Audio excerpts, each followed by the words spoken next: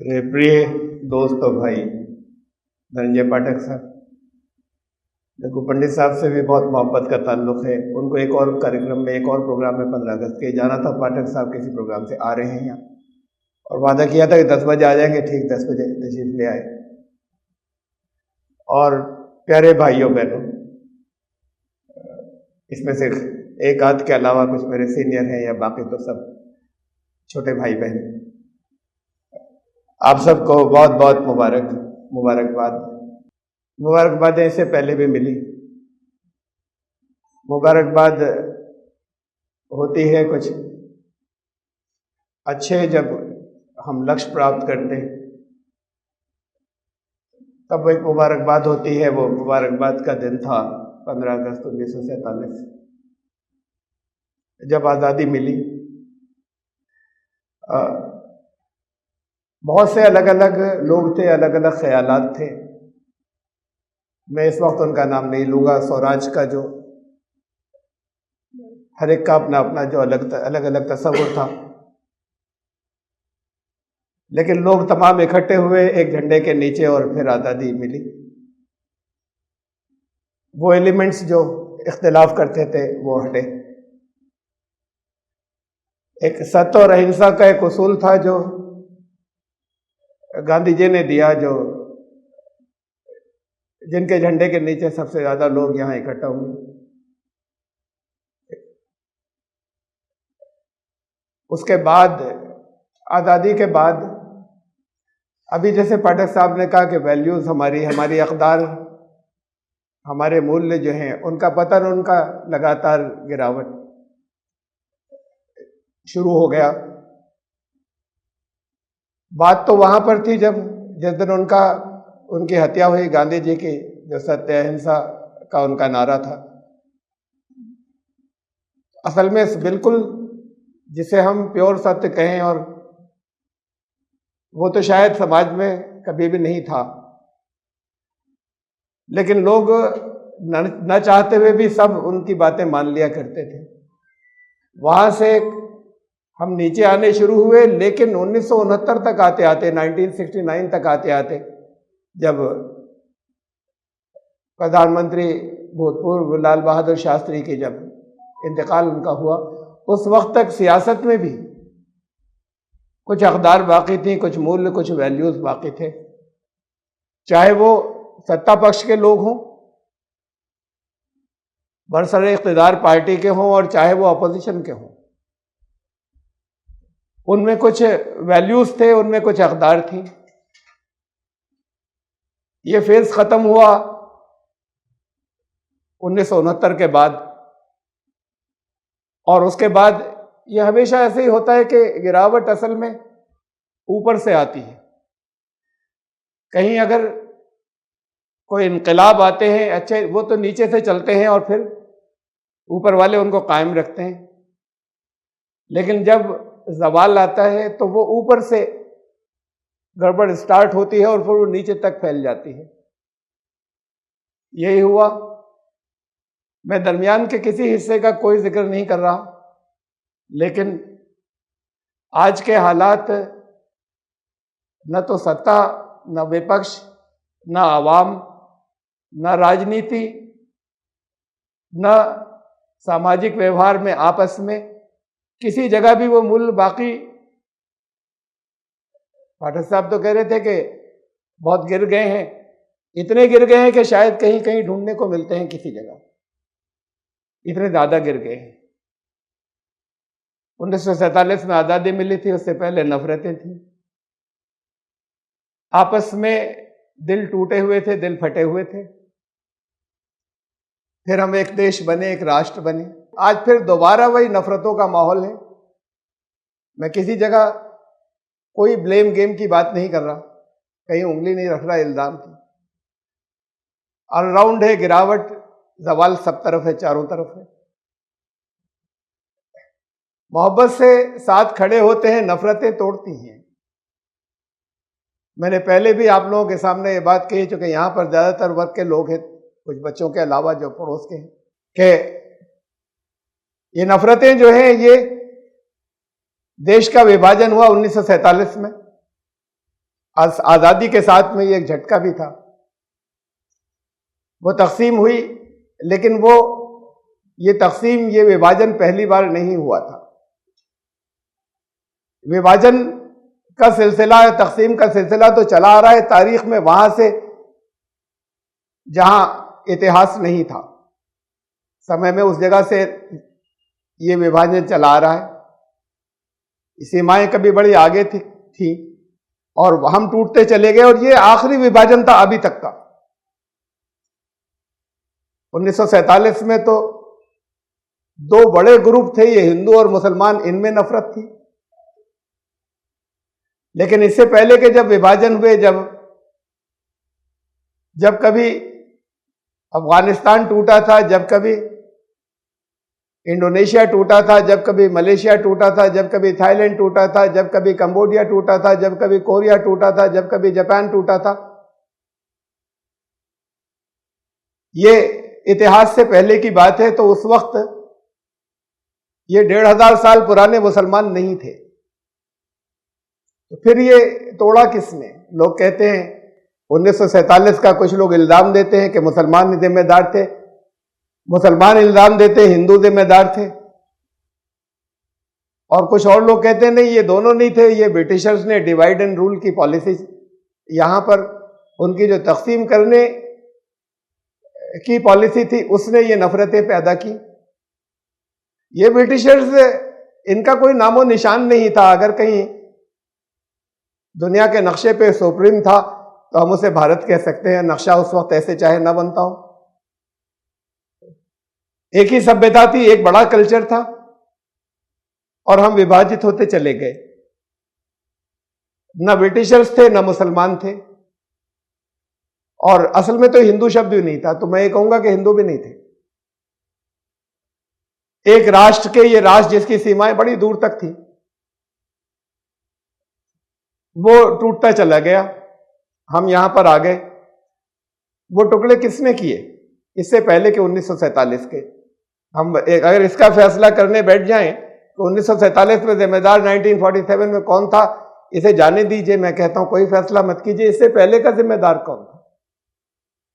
जिम्मेदार सिर्फ नफरत हुआ करती है। अभी दो वक्ताओं ने मोहब्बत की बातें की कि आपस में इख्तिलाफ तो हो सकते हैं लेकिन मुखालफत नहीं है।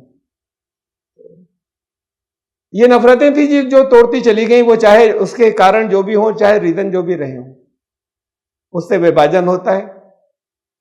अगर नफरत की वजह से तकसीम होती है तो फिर ये तय है कि मोहब्बत की वजह से वो विभाजन खत्म भी हो सकता है। हो सकता नहीं, लाजमी होगा, बशर्ते कि मोहब्बत वापस आए। पुरानी बातें हैं, लेकिन मैं याद दिला रहा हूं। सिर्फ दो सगे भाइयों में झगड़ा होता है, घर में एक दीवार खड़ी हो जाती है, उनको बर्दाश्त नहीं होती आधी ईंट की कि ये मेरा या तेरा, उस दीवार में जिसमें चारपाई के दो पाए नहीं डाल सकते। लेकिन अगर वो नफरतें खत्म हो जाएं, होती हैं, हमने देखी हैं, बहुत जगह देखी हैं, तो फिर घर के बीच में उस दीवार के अंदर एक खिड़की खुलती है, आना जाना शुरू होता है। और ये नफरतें खत्म होने के बाद अगर मोहब्बत में बदल जाएं तो दीवारें गिरती हुई भी देखी हैं, हमने घरों में भी देखी हैं, बस्तियों में भी देखी हैं, मुल्कों के बीच में जो दीवारें थी वो भी टूटती हुई देखी हैं।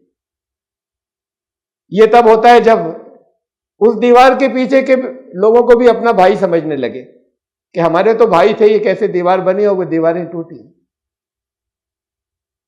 हमारा लक्ष्य ये होना चाहिए आजादी। ये आजादी का खाली ये मतलब नहीं है कि हमारे ऊपर, जिसे हम विदेश कहते हैं, वहां के कुछ लोग हुकूमत करते थे, अब यहीं के लोग सत्ता में बैठे हुए हैं।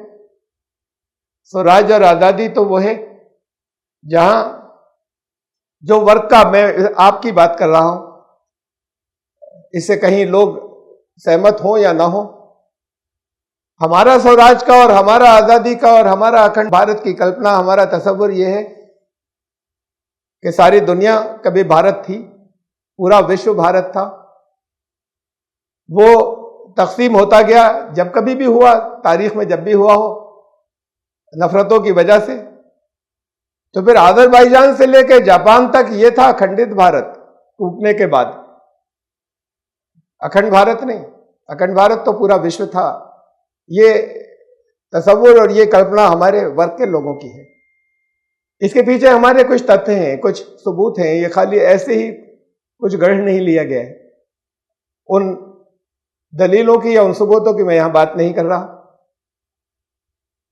फिर तकसीम होती चली गई, विभाजन होता चला गया, हिंदुस्तान बना, वो हिंदुस्तान भी टूटा। अब ये इंडिया जो था, जो अंग्रेज बनाकर छोड़कर चले गए, जो इस जगह अब हमारे सामने है, हमारे लिए जो अखंड भारत का, यानी ये आज के दिन के कुछ संकल्प आप लोगों के लिए, कि हमारे लिए अखंड भारत का की कल्पना सिर्फ इतनी नहीं है कि ये पड़ोसी, जो पड़ोस में जो देश हैं, ये फिर आपस में मिल जाएं और एक अखंड भारत बन जाए, या पड़ोस में वो श्रीलंका है और ऊपर वहां नेपाल है, नेपाल के ऊपर तिब्बत है, और एक तरफ ये म्यांमार या बर्मा पहले हुआ करता था और दूसरी तरफ ये पाकिस्तान से आ गया अफगानिस्तान। ये इतना बड़ा हिस्सा कभी अखंड भारत था, हमारा तसव्वुर ये नहीं है। ये जमीन तो पूरी की पूरी पृथ्वी, जब यहां पर इंसान आया तो ये देश नहीं थे, ये सीमाएं नहीं थी, ये रेखाएं नहीं थी। इंसान हर जगह जा सकता था, हर जगह से, एक जगह से दूसरी जगह आ सकता था। बिजनेस के लिए जाते थे, एक जिसे आज हम देश कहते हैं, एक इलाके से दूसरे इलाके तक जाते थे, उसमें कोई रोक टोक नहीं थी। फिर उसके बाद कब्जे से शुरुआत हुई। ये देश जितने बने कब्जे से शुरू हुए। कुछ जंग करने वाले, युद्ध करने वाले, कुछ ताकतवर लोग, उन्होंने कुछ एरिया घेर लिया कि ये हमारा है, हम इसके मालिक हैं। ऐसे ही दूसरे होते चले गए, आपस में कभी कभी युद्ध जंगे हुई, किसी एक ने अपना बढ़ा लिया, कोई दूसरा कम रह गया। ये जितने देश इस जमीन के ऊपर बने हैं, ये सारे के सारे कब्जे से शुरू हुए थे। वरना खुदा ने जो जमीन बनाई थी वह तो दुनिया के तमाम इंसानों के लिए बनाई थी, जिसमें कोई ये रेखाएं, ये सरहदें नहीं थी। असल में तो अखंड भारत तभी होगा, और असल में तो सही मानों के अंदर हमारी आजादी तभी होगी जब दुनिया का इंसान आजाद हो जाएगा, जब उसको किसी जगह जाने के ऊपर कोई रोक टोक नहीं होगी, जब किसी एक जगह फाके होंगे तो जिनके पेट भरे हुए हैं वो अपने किसी की, जिसके पास ज्यादा है वो वहां भेज देगा, जिसके पास ज्यादा नहीं है तो अपने एक वक्त की रोटी तो उसे दे देगा कि एक वक्त मैं खाऊंगा, एक वक्त तुम खाओगे, तब भूख से कोई नहीं मरेगा। आजादी तो वो है, और वो सिर्फ इन सीमाओं की नहीं है, वो पूरी दुनिया की है, पूरे विश्व की है। हमारे शास्त्रों ने यही कहा था कि पूरा विश्व भारत है। अब हम आज इतने हिस्से के भारत के ऊपर गर्व करते हैं जितना टूटकर हमें मिला है, टूटते टूटते जिस जगह आ गए। फिर हर देश ने अपनी अपनी सीमाओं के ऊपर फौजें इकट्ठी कर दी। बेपनाह दौलत दुनिया के अंदर, सबसे ज्यादा, सबसे बड़ा बजट जिस चीज के ऊपर पैसा लग रहा है वो हथियार खरीदने पर लग रहा है, इसलिए कि एक दूसरे के ऊपर या हमला करना है या एक दूसरे से सुरक्षा अपनी करनी है। अगर ये सरहदें टूट जाएं सारी दुनिया में तो हथियारों की जरूरत नहीं होगी, फौजों की जरूरत इसके लिए नहीं होगी कि वो सीमाओं की रक्षा करें। ये सारी दौलत जो दुनिया में पहले नंबर के ऊपर बजट का जो हिस्सा है, जो डिफेंस के ऊपर लगता है, ये दुनिया के उन लोगों के लिए जिनके पास कम है, जो जरूरतमंद है, जो गरीब है, उनकी भलाई के ऊपर लगेगा। ये असल में भाईचारा तो तब होगा, या उसकी शुरुआत यहां से होनी चाहिए। बात असल में यह है, हमारा जो तसव्वुर वर्ग का है कि ये सोच हम यहां से हम लेकर चलें, बहुत थोड़े से हैं, इम्प्रैक्टिकल लगती है ये बात। ऐसा लगता है कि शायद व्यवहारिक नहीं है, लेकिन जितनी भी तहरीकें, जितने भी इनकलाब उठे, कभी ऐसा ही होता था कि जब लेकर कुछ लोग उठे तो वो नामुमकिन लगते थे। हमारी जिम्मेदारी है कि हम अपना कंट्रीब्यूशन, अपना योगदान दिए चले जाएं, और हमें विश्वास है, मुझे यकीन है कम से कम आखिरी तौर पर कि ये होगा एक दिन, ये पूरी जमीन एक होगी, ये सारी मानवता, सारी इंसानियत एक होगी। लेकिन इसकी किसी जगह से तो शुरुआत होगी। उस शुरुआत होने के लिए जहां से हो गई, जिस जगह से हो गई, वो विश्वगुरु होंगे। विश्वगुरु, अभी हम जगह जगह, बड़ी अच्छी बात है कि ये चलती है कि भारत विश्वगुरु बनेगा। ये बातें आने लगी कुछ और जबानों से भी, जहां से भी आने लगी, शायद सब यहां पर नए सिरे से इस दौर के अंदर शायद सबसे पहले तो हमने शुरू की थी ये बात, अब बड़े और ऊंचे उनसे सर्किल से, हाई सर्किल से भी आने लगी कि भारत विश्व गुरु बनेगा। अगर ताकत से बन जाता, हथियारों से बन जाता, तो अमेरिका, यूएसए इस वक्त विश्व गुरु होता। उसे दुनिया मानती कि विश्व गुरु तो यूएसए है। और उससे पहले जब बाइपोलर वर्ल्ड थी तो यूएसए और यूएसएसआर, सोवियत यूनियन, ये विश्व गुरु कहलाते। और उससे पहले जब ब्रिटिश एम्पायर, जिनके बारे में कहा जाता था कि उनकी हुकूमत में सूरज नहीं डूबता, इतनी बड़ी उनकी हुकूमत थी, तो फिर वो विश्व गुरु कहलाते। अगर ताकत से बनते या अर्थव्यवस्था और इकोनॉमी और मईशत से बनते तो ये विश्व गुरु अब तक पता नहीं कितने हुए होते। हमारे पास ताकत आ जाए, हमें दुनिया मानने लगे कि नहीं, जो भारत कहेगा वही हम करेंगे, ये विश्व गुरु बनने के लिए ये काफी नहीं है। ये बड़ी अच्छी बात है कि किसी के पास ताकत हो ताकि वो उसका ऐसे इस्तेमाल कर सके कि दुनिया में किसी जगह, दूसरी जगह जुल्म न हो और वो उसे रोक सके, न कि जुल्म करे किसी जगह जाकर। तो ताकत होना अच्छी बात है, लेकिन विश्वगुरु बनने का जो लक्ष्य है, उसके लिए गुरु तो तब होगा जब दूसरे उसे गुरु माने, दुनिया गुरु माने और दुनिया कहे कि हमें इनके नक्शे कदम पर चलना है। तो जब तक हमारी ये सोच स्टार्ट नहीं होगी, यहां से अगर शुरुआत होगी इस सोच की, तो भारत विश्वगुरु बनेगा। और हम तो, हमारा तस्वीर ये है कि वही सतयुग है, तो सतयुग जरूर आएगा। वर्ग के कार्यकर्ता इसके लिए काम कर रहे हैं। हमारे साथ बहुत कम लोग आते हैं, पसंद बहुत करते हैं, बहुत बड़ी तादाद, इसलिए कि हम ये कहते हैं कि अपना पैसा खर्च करना होगा हर एक को, कुछ भी, जो कुछ भी कर रहे हैं, और वहां अपना वक्त लगाना होगा।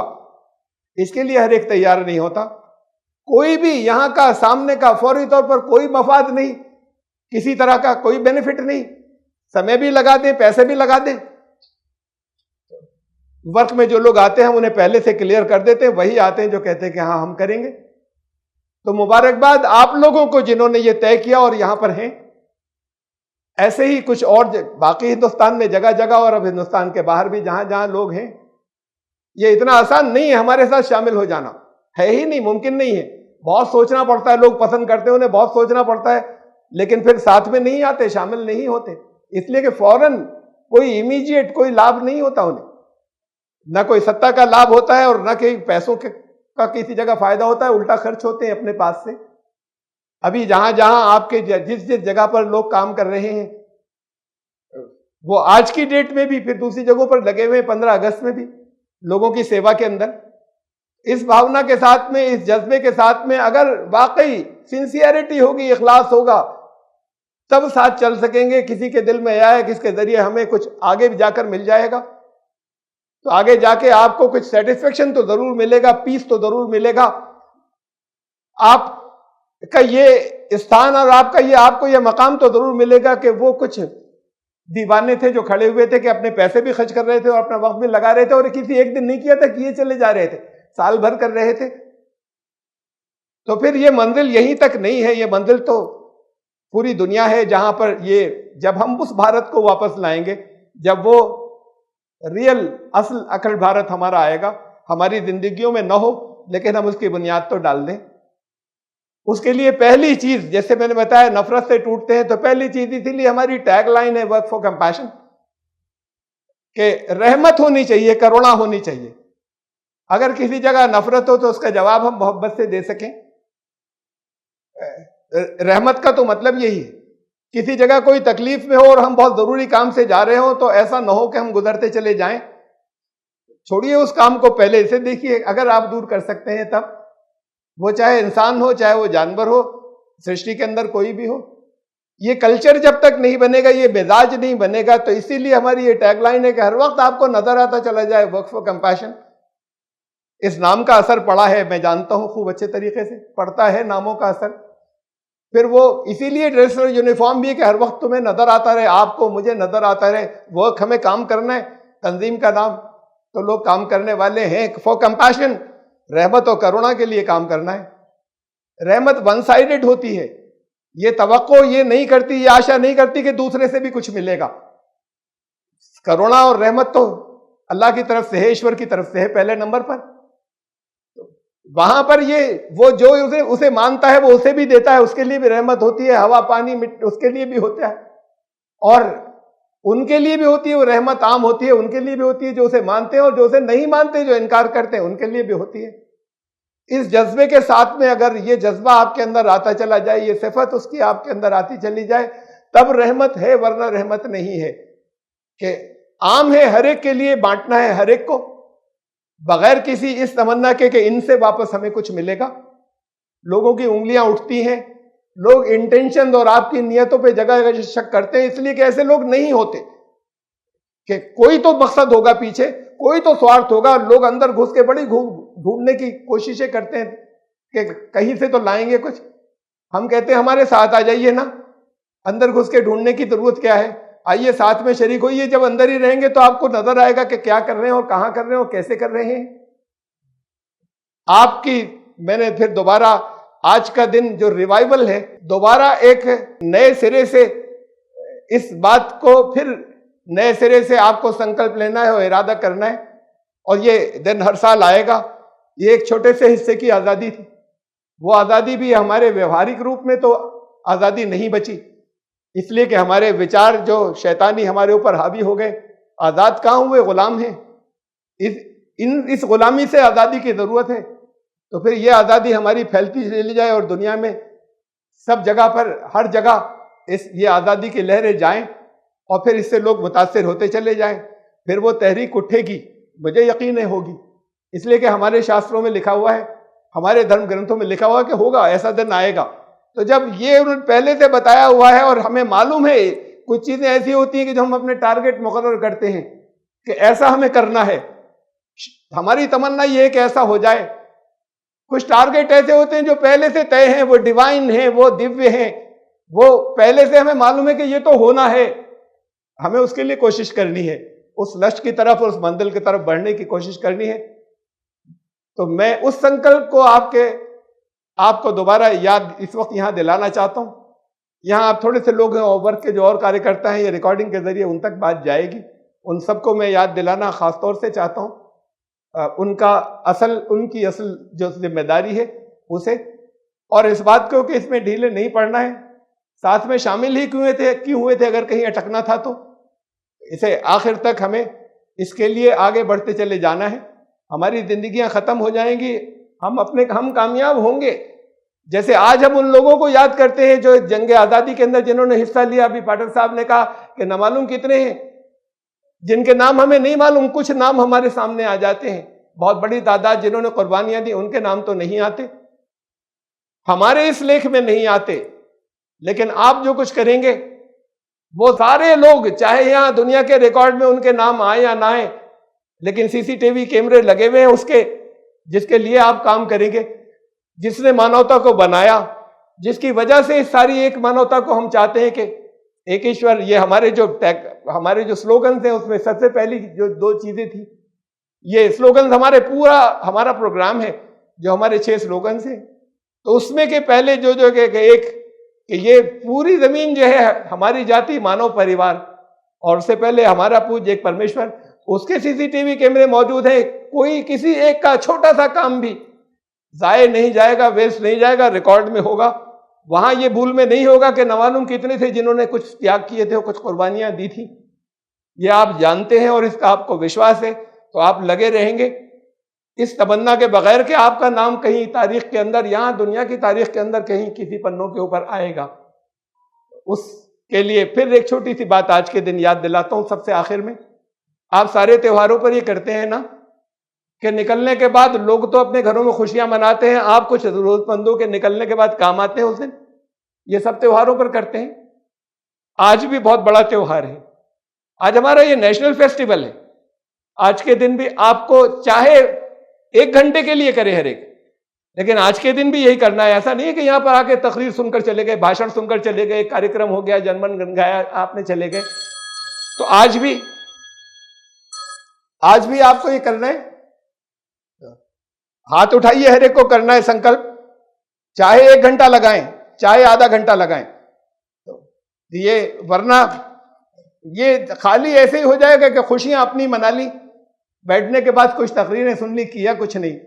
करने का काम यह है, वो यहां से निकलेंगे। जिस वक्त आपको जैसे आपस में मशवरे कर लीजिएगा, जिसको जहां पर जैसे सूट करे उसमें, इसके बगैर खाली नहीं जाए। जब आज इरादे का दिन है, जब आज संकल्प का दिन है, तो ये मुमकिन नहीं है कि आज का दिन हम खाली ये बातें सुनकर घर जाकर बैठ जाएं अपने। बहुत बहुत शुक्रिया, आपने मेरी बातें ये सुनी। असल बात तो यही है कि हम तो वर्क कुछ करने वाले लोग हैं, खाली बोलने और कहने वाले नहीं है। बोलना और कहना जरूरी होता है ताकि लोगों तक पहुंच सके कि कुछ किया जाए, लेकिन वो स्टेप अगर नहीं आया कि जहां पर वो कुछ किया तो फिर बेकार है। ये तो सभी लोग किया करते हैं, हर एक किया करते हैं। मैं आपको आपके अपने हवाले नहीं, मैं खुदा के हवाले, ईश्वर के हवाले, अल्लाह के हवाले करता हूं। आप उसकी रज़ा, उसकी खुशी के लिए दुनिया के इंसानों को जोड़ने का काम करेंगे, वही आपकी मदद करने वाला हो। बहुत सी रुकावटें आएंगी रास्ते में, बहुत सी गलतफहमियां आएंगी रास्ते में, खत्म होती चली जाएंगी। अगर आप लगातार चलते रहे तो खत्म खुद ब खुद होती चली जाएंगी। इससे पहले भी हुआ है कि तरह तरह की गलतफहमियां आई, तरह तरह के इल्जामात लगे, हमने जवाब भी नहीं दिए। पूरा शहर खिलाफ हो गया, हमने जवाब भी नहीं दिए, हम अपना काम करते रहे। उन लोगों तक चीजें जो है वो खुद हमारे काम के जरिए पहुंचती चली गई। ये काम आपको उस वक्त तक करना है जब तक ये सारी मानवता एक नहीं हो जाए। Thank you very much. अस्सलाम वालेकुम।